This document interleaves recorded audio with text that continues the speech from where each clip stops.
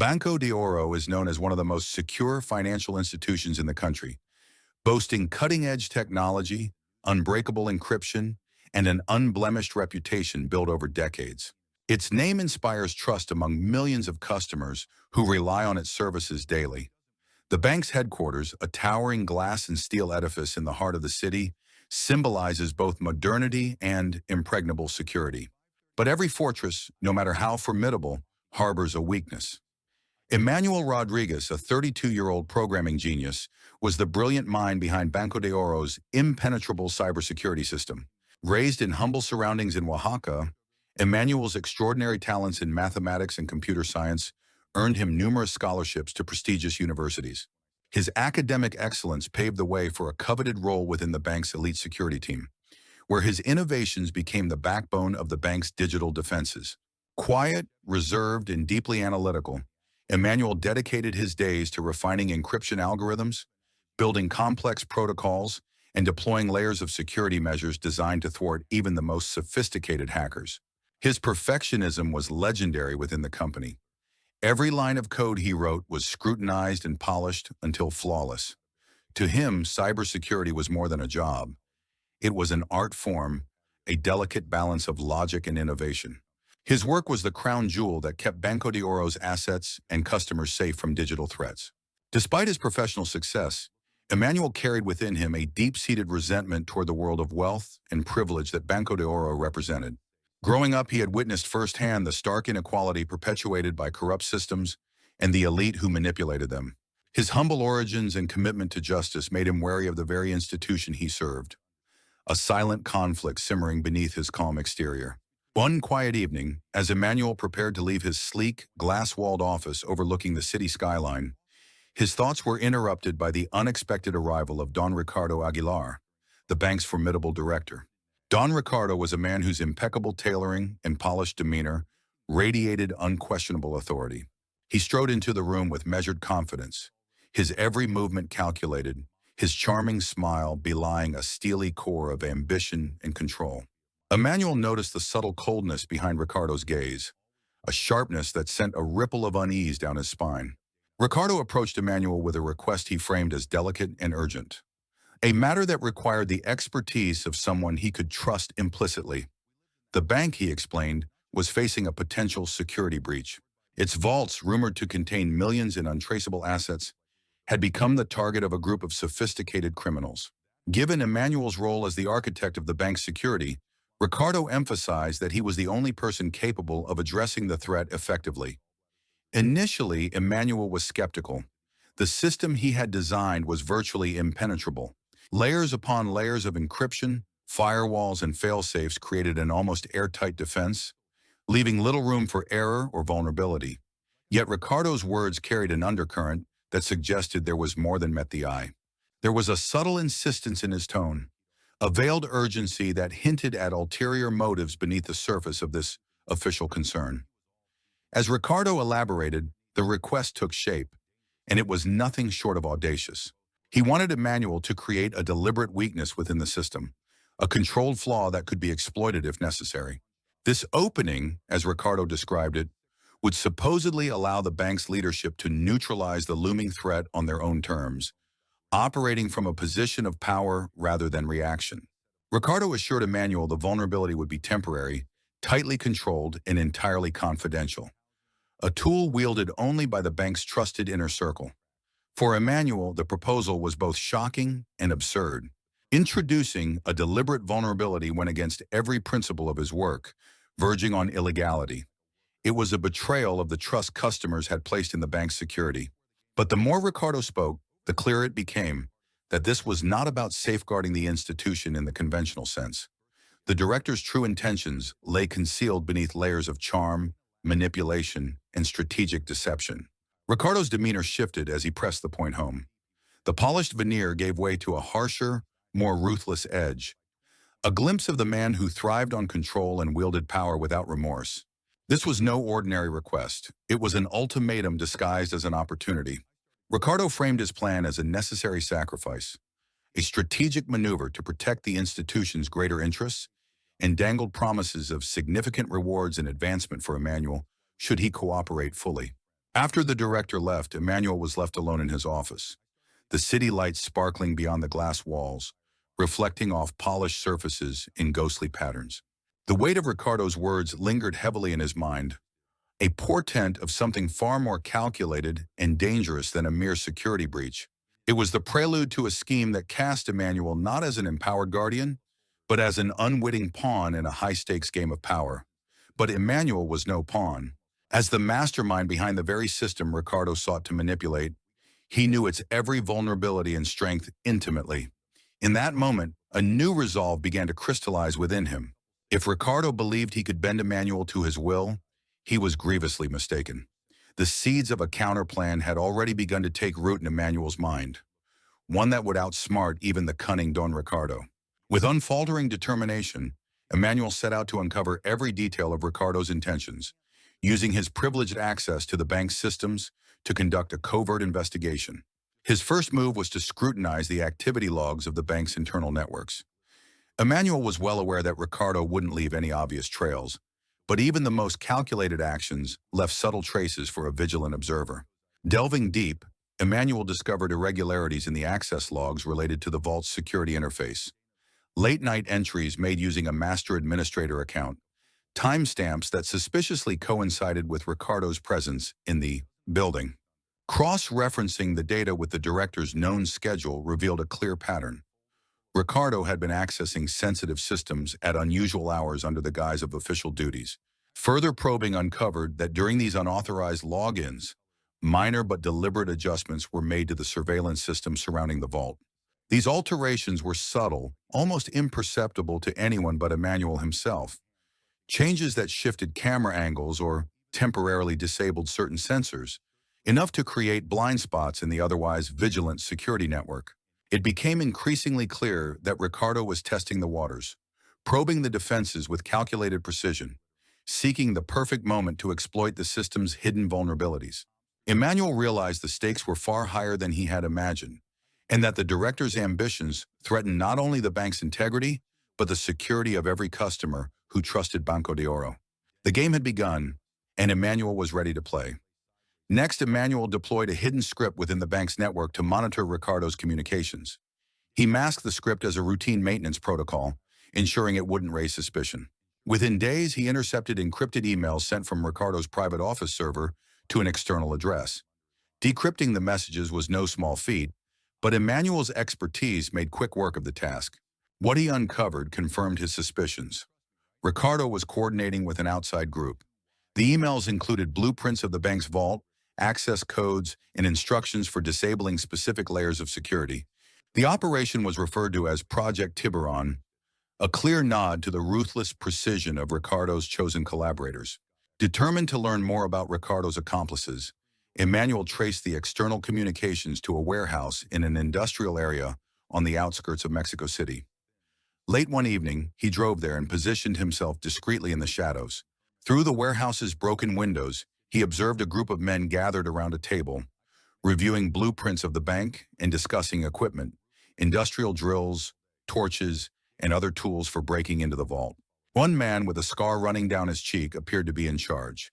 Emmanuel recognized him from a news report as a leader of Los Tiburones, a notorious cartel-turned-heist crew. Using a high-powered directional microphone, Emmanuel captured snippets of their conversation. The phrases "vault breach," "Saturday night," and "split the take" confirmed that the robbery was imminent. Back at the bank, Emmanuel accessed Ricardo's financial records. Using a backdoor protocol he had quietly installed during his tenure, he found a series of offshore transactions funneled through shell companies. These payments aligned with the timeline of Ricardo's encrypted emails and appeared to be advance payments to the Tiburones crew. The funds were strategically split into smaller amounts, transferred through multiple accounts to obscure their origin. But Emmanuel traced them to their final destinations, accounts linked to known associates of the Tiburones. Ricardo wasn't just planning a heist, he was bankrolling it. With all the pieces in place, Emmanuel pieced together Ricardo's plan. The heist was scheduled for Saturday night, during a low-security window, when the bank's systems underwent routine maintenance. Ricardo intended to create a temporary flaw in the system that would allow the Tiburones to bypass critical security measures. The stolen money would then be split, with Ricardo taking the lion's share and leaving the Tiburones to handle the fallout. Emmanuel now had everything he needed: proof of Ricardo's conspiracy, the identities of his collaborators, and the timing of the operation. But instead of turning this information over to the authorities, Emmanuel began devising his own plan, one that would ensure Ricardo's downfall and secure the stolen fortune for himself. The day of the robbery had started like any other in Mexico City. The bank's director, Don Ricardo Aguilar, had been uncharacteristically quiet that morning, remaining cloistered in his office. His assistant noticed his sharp focus, the way he continually glanced at his phone, checking messages with a thin-lipped smile. His tension was palpable, but no one dared to question it. Ricardo's presence was commanding, and his reputation for ruthlessness kept inquiries at bay. Meanwhile, Emmanuel Rodriguez, the unassuming head of cybersecurity, sat at his desk in the server room. His colleagues assumed he was debugging the system, as he often did during downtime, but Emmanuel's thoughts were elsewhere. Across town in a dimly lit warehouse, the Tiburones crew was gearing up. Tactical gear was laid out in meticulous order: black jumpsuits, gloves, and masks designed for anonymity. El Tiburon, their scar-faced leader, paced the floor, his voice commanding but calm as he ran through the plan one last time. "Stick to the timing. In and out in 15 minutes. No mistakes," he growled, his eyes scanning the group. His crew nodded in silent agreement. They had rehearsed this operation for weeks, each member knowing their role down to the second. Back at his estate, Ricardo prepared for the evening with meticulous care. A crystal glass of scotch rested on his desk as he monitored encrypted messages on his tablet. Each ping confirmed the Tiburones' movements, bringing him closer to the moment he had orchestrated for months. As the sun dipped below the horizon, the city began to settle into its nocturnal rhythm. Inside the bank, the evening staff exchanged pleasantries as they prepared to clock out. The security guard on duty, Sophia Martinez, moved between her stations with practiced ease, her demeanor calm. No one noticed the faint tension in her posture or the way her eyes lingered a moment too long on the vault's reinforced doors. At exactly 9 p.m., the bank's massive steel gates clanged shut, and the final lock engaged. The Tiburones crew moved with precision. Dressed in dark tactical gear, they emerged from their van and slipped into the bank through a service entrance, left unlocked as planned. The leader of the crew, a man with a scar across his cheek known only as El Tiburon, signaled to his team. Each knew their role, every move rehearsed to perfection. Inside the bank, the crew navigated the labyrinth of hallways with ease, guided by blueprints Ricardo had provided. They reached the central vault, the heart of the operation. El Tiburon attached a device to the keypad. An override module designed to exploit the flaw Ricardo had assured them was in place. As promised, the override worked seamlessly. The massive steel door groaned as it unlocked, revealing neatly stacked rows of cash bundled into secure trays. For a moment, the crew stood in awe. The vast wealth before them was overwhelming, almost surreal. Then, with swift efficiency, they began loading the cash into their duffel bags. Across town, Ricardo sat in his private study. His tablet displayed a live feed from hidden cameras the Tiburones had placed in the bank to monitor their progress. Everything was unfolding exactly as planned. Ricardo leaned back in his leather chair, a satisfied smile playing on his lips. He had orchestrated every detail, ensuring that the Tiburones believed they were working toward their own payday. Little did they know Ricardo intended to eliminate any loose ends once the money was secure. The camera feed flickered for a moment, then stabilized. Ricardo watched as the crew finished packing the last of the cash. They moved like clockwork, professional and precise. El Tiburon barked a command, and the team began their exit. Ricardo raised his glass in a silent toast to himself. The money would soon be his, and with the Tiburones taking the fall, no one would ever suspect his involvement. Outside the bank, the Tiburones moved swiftly, duffel bags slung over their shoulders as they piled into the getaway van. The driver gunned the engine, and they sped into the night, confident in their success. El Tiburon checked his watch and grinned. The entire operation had taken less than 15 minutes, exactly as Ricardo had promised. The crew's radio crackled as they exchanged updates. Every detail had gone perfectly. They had outsmarted the most secure bank in Mexico City. The mood inside the van was electric, a quiet excitement bubbling under their disciplined exterior. But their elation was short-lived. Just a few blocks from the bank, flashing lights lit up the dark streets. Police cruisers screeched to a halt, blocking their path. Before the Tiburones could react, more vehicles surrounded them. Officers with drawn weapons ordered them to exit the van. The crew's carefully constructed plan unraveled in seconds. Forced to surrender, they were handcuffed and lined up against the side of the van as officers began searching the vehicle. The cash, still packed in the duffel bags, was confiscated as evidence. Back in his study, Ricardo's triumph turned to confusion. The live feed had suddenly cut off, replaced by a static screen. Then a breaking news alert flashed across his television. Heist at Banco de Oro. Police arrest armed crew. Ricardo's jaw tightened. This wasn't part of the plan. He grabbed his phone, dialing one of the Tiburones' burner numbers, but no one answered. Panic began to creep in as he realized the magnitude of the situation. Something had gone wrong. Terribly wrong. Minutes later, the sound of sirens filled the air outside Ricardo's estate. He stood frozen as the front gate swung open and a convoy of police vehicles entered. The authorities stormed his home, armed with a warrant. Within moments, Ricardo was in handcuffs, his world collapsing around him. Detective Alejandro Vargas was a man known for his sharp instincts and relentless pursuit of the truth. When the Tiburones crew was arrested mere minutes after the Banco de Oro heist, Alejandro knew immediately that something didn't add up. The crew's capture had been almost too convenient, the operation's failure almost too perfect. And when further investigation revealed that the cash they had stolen was counterfeit, his suspicions deepened. Someone had orchestrated this with precision, and the Tiburones were merely pawns. As Detective Alejandro Vargas delved deeper into the case against Don Ricardo Aguilar, the seemingly straightforward narrative of the Banco de Oro heist began to unravel. The evidence against Ricardo was overwhelming. Emails, system logs, and even a flash drive detailing the Tiburones crew's involvement. But something about the meticulous nature of the evidence troubled Alejandro. It felt too well organized, too damning, as though someone had gathered it with a purpose. Ricardo, during his initial interrogation, denied everything vehemently, calling the evidence fabricated.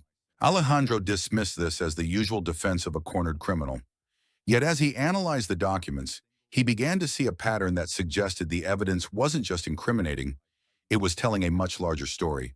Through financial records, Alejandro uncovered that Ricardo had been orchestrating criminal activities for years, using his position at Banco de Oro as a front. The heist, it turned out, wasn't his first brush with crime. Ricardo had been embezzling funds from his clients for nearly a decade. These funds, amounting to millions, were laundered through a network of offshore accounts tied to shell companies. What Alejandro found next shocked even his seasoned investigative instincts. Ricardo had used these stolen funds to invest in human trafficking operations. One shell company, listed as an import-export business, was discovered to be a front for transporting vulnerable individuals across borders for exploitation. The transactions revealed payments to known trafficking networks, with detailed shipping schedules that aligned with major trafficking busts in recent years. But Ricardo's involvement didn't stop there. Another set of accounts linked him to cartels operating across Mexico and Central America. Ricardo wasn't just laundering money for these groups. He was actively facilitating their operations, using Banco de Oro's resources to shield their financial activities from scrutiny. Alejandro's investigation revealed that the Banco de Oro heist was merely the latest in a series of calculated financial crimes. Ricardo had orchestrated smaller-scale robberies at other institutions, often using proxy groups to create chaos and divert attention. These operations allowed him to funnel money into his criminal empire without raising suspicion. Each robbery followed a similar pattern. A crew would breach the bank's defenses, taking a substantial sum of money, while Ricardo manipulated the systems from within to ensure their success. The crews were expendable, often arrested or eliminated shortly after the job, leaving no one to trace the crimes back to him. The Tiburones were just the latest scapegoats in Ricardo's elaborate game.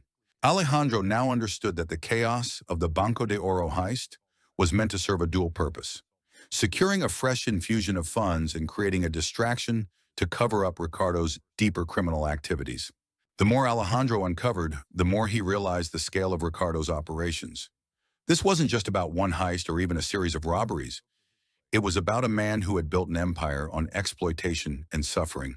Ricardo's ties to human trafficking and organized crime painted a picture of a man willing to sacrifice anything and anyone to maintain his power. But what troubled Alejandro most was the meticulous way the evidence against Ricardo had been compiled. It wasn't just the kind of evidence someone stumbled upon. It was the kind of evidence someone had worked to expose. Alejandro couldn't shake the feeling that whoever had orchestrated the Banco de Oro heist had done so not just for the money, but to bring Ricardo's crimes to light. Still, the detective had no answers as to who that might be. Ricardo's operations were vast, his enemies numerous, and his allies just as dangerous. All Alejandro could do now was follow the trail and hope it led to the full truth. As for Ricardo, the evidence ensured he would never see freedom again. But for Alejandro, the question remained, who had built this trail and why? Days after the chaotic Banco de Oro heist, as evidence was processed and cataloged, one detail emerged that shocked Detective Alejandro Vargas and his team. The stolen money was counterfeit. At first, the officers who discovered the anomaly dismissed it as a mistake, perhaps a mislabeling in the evidence logs. But further inspection confirmed the truth. The $20 million in neatly bundled cash recovered from the Tiburon's van was entirely fake. The counterfeit bills were expertly crafted, indistinguishable from real currency at a glance. They had all the hallmarks of authenticity, security strips, watermarks, and even the subtle texture of legitimate banknotes. But under closer scrutiny, tiny inconsistencies became evident. Serial numbers repeated across bundles, and certain security features were missing under UV light. The discovery sent shockwaves through the investigation. If the Tiburons had stolen counterfeit money, where was the real $20 million? Alejandro immediately ordered a full review of the bank's vault logs and security systems to determine when the swap might have occurred. The counterfeit money had to have been placed in the vault well before the heist, which meant someone on the inside had orchestrated the exchange. This revelation shifted the entire focus of the case. The Tiburones weren't just robbers. They had unknowingly stolen decoys. The mastermind behind the operation had not only manipulated Ricardo and the Tiburones, but had also ensured that the real money was long gone before the heist even began. When confronted with the counterfeit revelation during interrogation, Ricardo's initial bravado gave way to confusion and panic. He had been monitoring the heist remotely, confident that everything was proceeding as planned. The money was supposed to be real. It was his payout. But now, faced with the irrefutable evidence that the cash was fake, his demeanor shifted dramatically.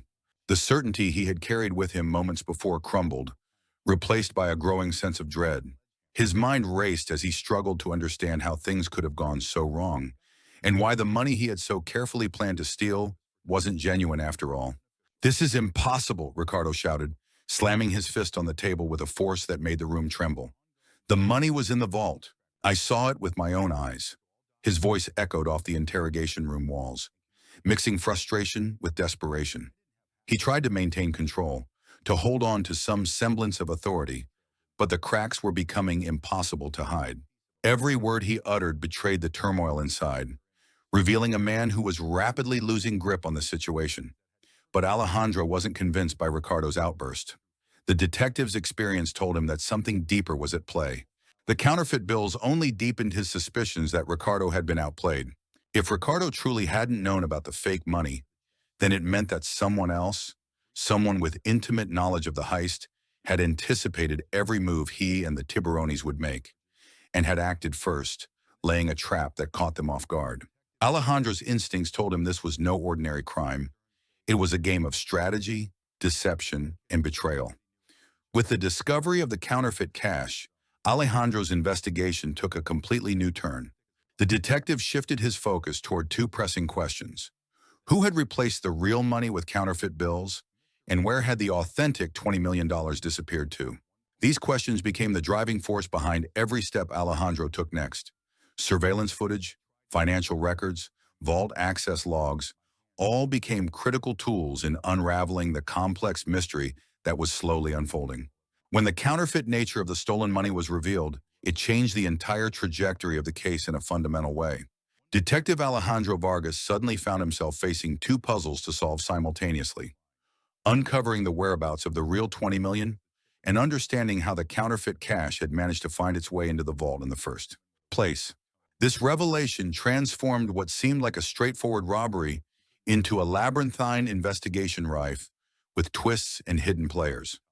Ricardo's earlier outbursts during his interrogation began to make a lot more sense in this new light. His frantic claims that the money had been real weren't the desperate lies of a guilty man trying to cover his tracks. They were the panicked realizations of someone who had been set up from the start. Ricardo, despite his criminal cunning and meticulous planning, had never anticipated being robbed in his own heist. The counterfeit bills served as undeniable proof that someone had outsmarted him and the entire Tiburones crew alike, playing a deeper and more dangerous game than he had imagined. Alejandro and his team re-examined every log and security record connected to the vault. Their findings suggested that the counterfeit money must have been placed inside well before the night of the robbery. This pointed strongly toward an inside accomplice, someone with both physical access to the vault and the technical expertise required to bypass the sophisticated security systems without raising alarms or leaving obvious traces. The forensic team brought to light irregularities within the vault's weight sensor logs recorded days prior to the heist. Alejandro scrutinized these records closely and discovered that during Sophia Martinez's night shifts, there had been brief but noticeable interruptions in the sensor's readings. These subtle anomalies coincided perfectly with the only plausible window during which the real money could have been quietly removed and replaced with the counterfeit bills, all without triggering immediate suspicion. Sophia Martinez, who had so far been a relatively unnoticed figure in the investigation, suddenly became a person of intense interest. Alejandro formally requested all her patrol logs, examined her financial records, and ordered a detailed review of security footage involving her movements. Every detail mattered now, as the case took on a new complexity centered around her potential involvement. The security footage from the days leading up to the heist proved to be incomplete and frustratingly fragmented. Key segments near the vault appeared corrupted or missing altogether, suggesting deliberate tampering. However, Alejandro's technical team managed to recover enough footage to piece together a suspicious pattern. Although Sophia's movements appeared routine on the surface, the recordings showed that she spent significantly more time near the vault than her assigned patrol duties should have required. Furthermore, the footage revealed moments where she deliberately avoided certain security cameras, indicating a sophisticated awareness of blind spots within the surveillance system. Alejandro's team also uncovered discrepancies in Sophia's finances. Her recent bank activity included deposits far above her salary and a sudden loan repayment that coincided with the heist. These findings added weight to the theory that she had been involved. The turning point came when Alejandro discovered the encrypted email sent from Emmanuel Rodriguez to Sophia shortly before the heist. While the message couldn't be decrypted, its timing raised serious questions. Emmanuel's role as the head of cybersecurity placed him in a unique position to manipulate the bank's systems. The connection between him and Sophia was no longer circumstantial. It was deliberate. Armed with this evidence, Alejandro brought Sophia in for questioning. At first, she denied everything, claiming the email was part of a routine security update, but Alejandro's mounting evidence left her cornered.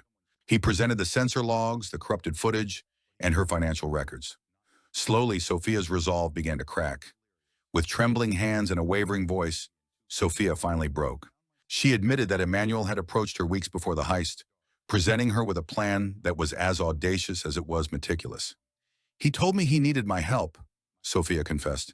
"That Ricardo wasn't just planning a robbery, he was covering up much worse." According to Sophia, Emmanuel had uncovered Ricardo's involvement in human trafficking and other heinous crimes. He saw the heist as an opportunity to expose Ricardo while ensuring his own escape. To do this, Emmanuel needed someone on the inside to assist with key tasks. Sophia's access to restricted areas and her ability to move unnoticed made her the perfect accomplice. "I didn't know everything," Sophia said. "He didn't tell me where the real money was or how he planned to disappear. He said it was safer that way." Sophia described her role in the heist, disabling backup alarms, monitoring Ricardo's movements, and helping Emmanuel swap the real cash for counterfeit bills. "He made sure I wouldn't get caught," she added. "He told me everything would point to Ricardo, and I'd just look like I was doing my job." Sitting under the harsh fluorescent lights of the interrogation room, Sophia Martinez finally broke her silence. Her hands trembled as she clasped them on the cold metal table, her eyes darting to the detective across from her. When she began to speak, her voice was barely above a whisper, but each word carried the weight of her guilt and pain. "It was Emmanuel," she started. "He planned everything, but not for the reasons you think. He didn't want the money, not really. It was Ricardo. He pushed him into it. The detective leaned forward, sensing a breakthrough. Go on, he urged. Sophia explained that she had worked at Banco de Oro for years, quietly doing her job as a night shift security guard. She had known Emmanuel Rodriguez, the bank's head of cybersecurity, for nearly as long. To her, Emmanuel was more than a co-worker. He was brilliant, kind, and mysterious, a man she couldn't help but admire from afar. Over time, that admiration deepened into love, though she never found the courage to tell him. Then one night, everything changed. Emmanuel came to her with a proposition. His usual calm demeanor was replaced with a quiet urgency. Ricardo had approached him, he explained, with a dangerous plan. Ricardo wanted Emmanuel to create a flaw in the bank's security system, a backdoor that would allow a crew of robbers, the Tiburones, to breach the vault and steal $20 million. Ricardo had framed the request as a necessity, but Emmanuel saw through it immediately. The heist wasn't about protecting the bank or its assets. It was about Ricardo securing the funds he needed to cover up years of criminal activity. He didn't trust Ricardo, Sophia said, her voice shaking. He knew the man was evil, worse than anyone could imagine. Emmanuel had uncovered evidence of Ricardo's crimes while investigating the bank's internal systems. He discovered encrypted financial transactions linked to offshore accounts, shell companies, and payments to known criminal organizations. Ricardo wasn't just a corrupt banker. He was deeply embedded in a network of human trafficking and organized crime. The money stolen from Banco de Oro wasn't just for personal gain. It funded operations that destroyed lives. Ricardo used the bank as a front, Sophia explained, her voice breaking. He laundered money for cartels, financed trafficking rings, and blackmailed politicians to keep it all hidden. Emmanuel said the heist was just another way for Ricardo to protect himself. Rather than comply with Ricardo's demands, Emmanuel decided to turn the plan against him. He enlisted Sophia's help, not because he wanted to involve her in the crime, but because he trusted her. He didn't want me to be a part of it, Sophia admitted. He told me to stay out of it, but I couldn't. I loved him, and I couldn't let him do it alone. Emmanuel laid out every detail of his plan. The first step was to swap the real money in the vault for counterfeit bills. Sophia's role was critical. Her access as a night shift guard allowed them to work undetected. Together, they replaced the $20 million over several nights, moving the real cash to a location Emmanuel refused to disclose. He told Sophia it was safer if she didn't know. He said, the less I knew, the better my chances of walking away clean. The counterfeit money was expertly crafted, indistinguishable from the real thing at first glance. Emmanuel had ensured the vault's weight sensors and cameras were temporarily disabled during the swap, leaving no evidence of their actions. Next, Emmanuel created the backdoor Ricardo had requested, but it wasn't what Ricardo thought. The backdoor was a trap, designed to alert the authorities the moment it was used. It allowed the Tiburones to bypass the bank's defenses temporarily, but as soon as they entered the vault, the system restored itself and triggered a silent alarm. Emmanuel also planted false evidence to frame Ricardo. Using his access to the bank's systems, he forged emails, transaction logs, and surveillance records that implicated Ricardo as the mastermind of the heist. He even coached Sophia on how to plant a physical flash drive in Ricardo's office, filled with incriminating files. Sophia's involvement went beyond the counterfeit money swap. As a security guard, she had intimate knowledge of the bank's routines and blind spots. She deactivated backup alarms, monitored Ricardo's movements, and ensured no one else was near the vault during the critical moments. But Sophia's most difficult task was maintaining her cover. She had to act as though nothing was amiss, even as she became deeply entangled in Emmanuel's plan. I trusted him, she said. He promised me it would all work out, that no one would suspect me. And for a while I believed him. On the night of the heist, Sophia stayed in her usual position, watching as the Tiburones crew breached the vault using Emmanuel's fake backdoor. Everything unfolded as Emmanuel had predicted. The crew loaded the counterfeit money into their duffel bags, completely unaware that the real cash was already gone. Ricardo, monitoring the heist from his estate, believed his plan was working perfectly. But within minutes of the Tiburones' escape, the silent alarm triggered, bringing the authorities down on them. The crew was arrested, and the counterfeit money was recovered, leaving the police stunned. After the heist, Sophia waited for Emmanuel to contact her, but he never did. He was gone, she said, tears streaming down her face. I don't know where he went or what he did with the money. He told me it was safer this way, that if I didn't know, They couldn't pin anything on me. Despite her heartbreak, Sophia couldn't deny the brilliance of Emmanuel's plan. He had outsmarted Ricardo, the Tiburones, and even the police. Ricardo was left to face justice, his empire of crime exposed, while Emmanuel vanished without a trace. As Sophia finished her confession, she looked up at the detective, her eyes filled with a mixture of sorrow and admiration. "He wasn't a bad man," she said. "He just wanted to make things right, in his own way. I loved him, but I know I'll never see him again." Detective Alejandro Vargas sat back in his chair, piecing together the audacity of Emmanuel's plan. Alejandro's investigation spanned continents. He tracked Emmanuel's digital footprint across encrypted blockchain transactions, private offshore accounts, and even rare cryptocurrency movements. Every step revealed just how meticulous Emmanuel had been. The $20 million was fragmented into microtransactions, spread across dozens of anonymous wallets, and layered under multiple levels of encryption. It was a financial ghost story, but Alejandro wasn't deterred. He dug into Emmanuel's past, speaking to old colleagues, friends, and anyone who had known him before the heist. He uncovered patterns in Emmanuel's habits, preferences for certain cities, the types of places he frequented, even his taste in literature. Alejandro began to see the contours of a man who valued structure and control, but also knew how to blend into any environment. After years of searching, Alejandro found his first break. In a small coastal town in Portugal, a man matching Emmanuel's description had been spotted using a digital wallet linked to one of the cryptocurrency transactions. Alejandro flew there immediately, his heart pounding at the thought of finally confronting the man who had eluded him for so long. Alejandro arrived at the quiet seaside cafe where Emmanuel had been seen just days before.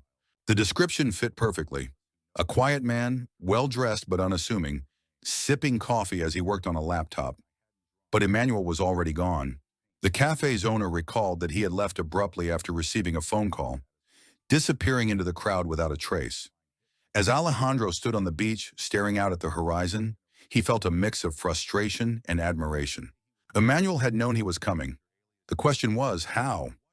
It was then that Alejandro began to notice something strange. Over the next few weeks, anonymous deposits appeared in his bank account, small amounts at first, then larger sums. They were untraceable, fragmented payments resembling the techniques Emmanuel had used to hide the stolen money. Alejandro didn't want to believe it, but the implication was clear. Emmanuel was reaching out to him. At first, Alejandro tried to ignore it. He reported the unusual transactions to his superiors, but the forensic analysis turned up nothing. The deposits were too fragmented, too perfectly anonymized to trace back to a source.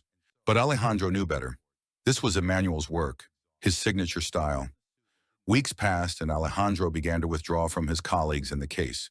He stopped attending briefings, ignored calls from federal agents, and quietly requested extended leave. His obsession with Emmanuel had taken a toll, and his superiors chalked it up to burnout. What they didn't know was that Alejandro had begun to act on the clues Emmanuel was leaving behind. One evening, Alejandro left his office for the last time. He took nothing but a small suitcase and the encrypted documents he had gathered over the years. Surveillance footage captured him boarding a late-night flight to an undisclosed location, but his trail went cold after that. His colleagues were baffled. The man who had once been relentless in his pursuit of justice had vanished without explanation. With both Alejandro and Emmanuel gone, the Banco de Oro case stalled. The federals had enough evidence to convict Don Ricardo and dismantle his criminal empire, but the $20 million remained unaccounted for. Without Alejandro's leadership, the investigation lacked direction. Eventually, the case was closed, marked as unsolved in the official records. Rumors spread quickly within law enforcement circles. Some believed Alejandro had finally caught Emmanuel and struck a deal to split the money. Others theorized that Emmanuel had manipulated Alejandro into joining him, offering freedom and wealth in exchange for silence. No one knew the truth, and neither man was ever seen again. The Banco de Oro heist became a legend, not just for its intricacy, but for the enigmatic fates of its key players. Ricardo rotted in prison, the Tiburones scattered or arrested, and the $20 million disappeared into the ether. But the names Emmanuel Rodriguez and Alejandro Vargas lived on, their story whispered in crime syndicates, detective academies, and late-night conversations. In the end, the question remained unanswered. Had Alejandro betrayed his principles, Or had he simply recognized the genius of a man who had beaten the system? Somewhere on a distant shore or in a bustling city hidden in plain sight, the two men lived their lives, free from the constraints of the world they had outsmarted. And for everyone else, the mystery was enough.